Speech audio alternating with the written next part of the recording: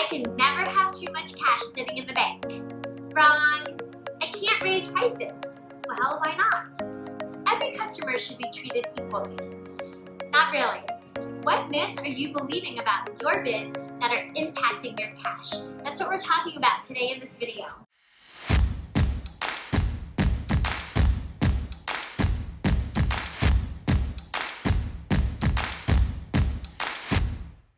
What's up, guys? I'm talking cash today. Have you ever lay awake stressed about the cash coming in and more stressed about the cash going out of your business? Well, then sit tight, because I want to talk myths and mistakes entrepreneurs make when it comes to the cash in your biz and help you bust through these myths and mistakes holding you back so you can start getting ahead. So, myth number 1, I must have strong cash because I have strong profits. Sorry guys, I know it sounds like it makes sense, but it's not actually always the case. Cash is cash, physical, hard-earned green paper. Profit, on the other hand, is a number on paper that shows you how good you are at managing and operating your business. Clearly, they are different. You can be doing fabulous in the profit department, but if you aren't good at actually collecting the cash from your customers or managing the cash going out the door, then you could potentially find yourself in a tough cash position, no matter how profitable you are.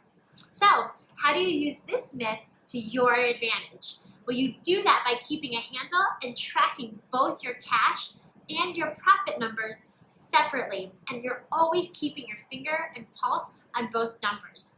And make sure you never fall into the trap of thinking that the amount of money you have in profit is actually the same as the amount of cash you have. Mistake number 2, thinking that paying taxes is bad. Yes, I know. I hate looking at my money and seeing so much being taken out and handed over in the form of taxes just as much as the next guy. But obviously there is no avoiding them, and we do need them in our society.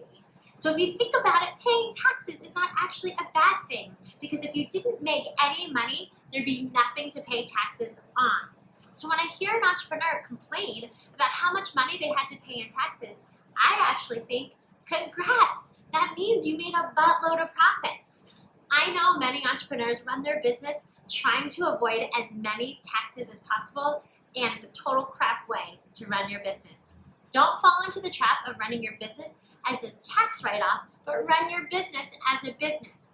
And when your business makes money, make sure you're adequately planning and preparing yourself for the cash you'll have to pay in your taxes for that amazing success. You can think of it as your membership fee to a highly exclusive and invite-only profitable entrepreneurs club. Congrats! Would you rather have made it and been invited, which yes now means you owe your membership dues, or have never to have made it at all? Now, don't get me wrong, do make sure you legally and ethically file and report your income in a way that reduces your tax liability to what it should be. But if you're working with your CPA or your tax accountant and you trust that this is actually happening, then stop thinking about how to pay less in taxes next year by reducing your profits. Take the win in profits instead and just plan better next year for your taxes. If you shift this mindset, you'll be smarter and much more intentional about the way you spend your cash, and at the end of the year, be prepared for the cash you need to pay in taxes. Mistake number 3 is thinking that I can never have too much cash sitting in the bank. That's wrong. Money sitting in the bank comfortably means that it's not money working hard for you. And when it comes to business and achieving growth in either your top line revenue or your bottom line profits, it rarely happens if there haven't been some investments made at some point in the future. So get your cash forecast put together, figure out how much you need in reserves, and put the rest to work. I have seen this strategy propel many businesses many times because they have reinvested their cash back into the growth of the business, and it pays off big. Myth number 4, thinking that you can't raise prices. Sure you can. What if it's scary? I know. What if you piss your customer off? Or worse, what if they leave? But don't forget, your price is a reflection of your value. Are you getting paid what you're worth? Yes, there is a good way and a bad way to raise prices, and you can't do it all the time, but it might be time to take a look at your current pricing and figuring out if it's worth raising. If you haven't raised prices in a long time, then it might be time. If you consistently hear from clients that you're too good to be true or you're the cheapest, then it's probably time. If you're getting more business than you can handle, it's probably time.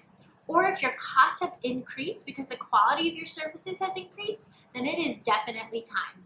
Pricing isn't a set it and forget it type of thing. So don't fall into that trap of thinking once you set your pricing, you can't change it. Myth number 5, thinking that every customer should be treated equally. So yes and no.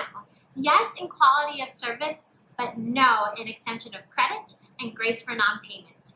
So many businesses just decide, hey, I'm going to offer net 30 payment terms, and then every customer they have and any new customer they get gets granted these net 30 payment terms.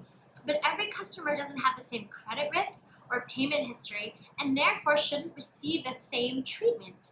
It'd be like banks giving every person the same rates and loan amounts that applies to buy a house regardless of their credit history or ability to pay. Wait, banks did do something like that back in 2008 in the US, and we all know how that turned out.